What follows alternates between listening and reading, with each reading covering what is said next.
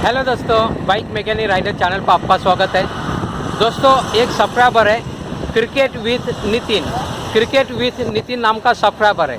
उन्होंने कमेंट में पूछा है, उनकी बाइक है पैशन एक्स प्रो कंपनी की बाइक है, 110 सीसी की बाइक है।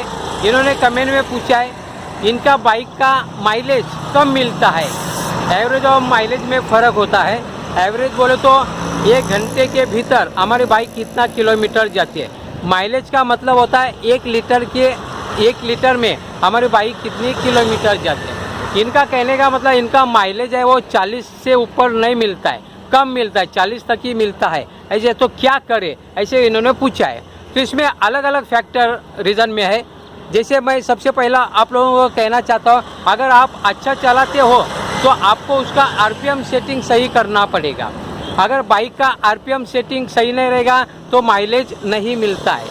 आरपीएम सेटिंग का मतलब रोटेशन पर मिनट या रिवॉल्यूशन पर मिनट, यानी कहने का मतलब आपका पीछे का व्हील, बाइक का पीछे का व्हील आप चलाते तो 1 मिनट में कितना किलोमीटर जाते हैं, इसको हम लोग आरपीएम सेटिंग कहते हैं। तो इसको आपको सही करना पड़ेगा। मेरे इसके बारे में 6 वीडियो है आरपीएम सेटिंग के बारे में, टाइप करके देखना, मेरे चैनल के ऊपर जाके आपको मिल सकता है। आप खुद ही उसे सेटिंग कर सकते हैं बाइक को। दोस्तों, जो आरपीएम होता है आपके बाइक के बारे में, जैसे 110 लो सीसी की बाइक है, इसके बारे में 1200 से लेकर 1500 इसके बीच में अपना आरपीएम सेटिंग होना चाहिए। आइडियल जो आरपीएम होता है वो 1400 का अनुसार होना चाहिए।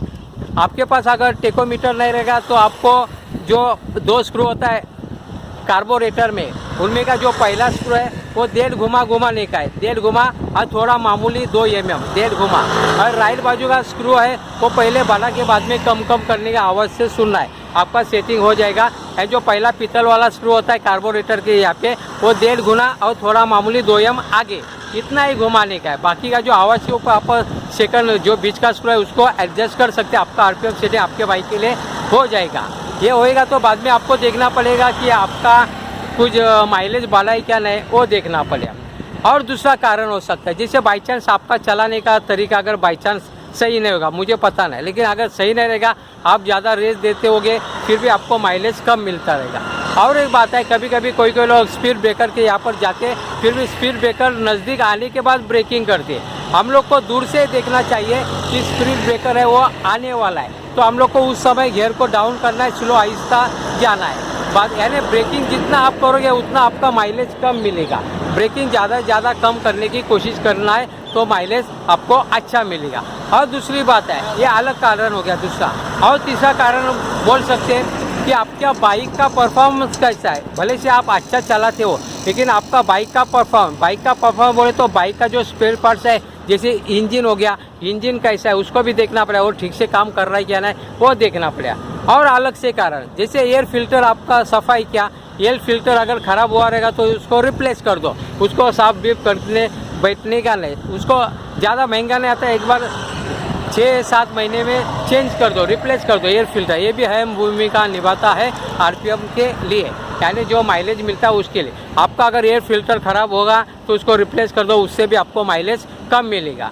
और दूसरी बात बोले तो आपका जो गियर होता है, सही गियर में आप जितना स्पीड है क्या वो देखना पड़ेगा। कभी कभी क्या होता है, कोई लोग कम गियर रखते हैं और ज़्यादा स्पीड में जाने की कोशिश करते हैं, तो इस समय भी आपका जो माइलेज है वो कम आपको मिलेगा। क्यों मिलेगा? क्योंकि बाइक का इंजन है, आप गियर ज़्यादा देते तो एयर ज़्यादा आ गया है, तो फ्यूल के अनुसार और रेशो के अनुसार बाइक कैसे भागने को जाती है। लेकिन आपका गियर होता है कम गियर में आप ज़्यादा रेस देते तो आपका बाइक आवाज़ करेगा, लेकिन भागते आपका जो वेस्टेज है फ्यूल वो बर्बाद हो जाएगा, यानी वेस्टेज जाएगा फ्यूल। ये भी माइलेज कम मिलने का ये आपको चांस है। और दूसरी बात बोले तो कभी कभी क्या होता है, ट्रैफिक में या जो सिटी में हम लोग को जो माइलेज कम ही मिलता है, हाईवे के ऊपर माइलेज हम लोगों को ज़्यादा मिलता है। जितना कम से कम आप ब्रेकिंग करेंगे उतना आपका माइलेज अच्छा होगा।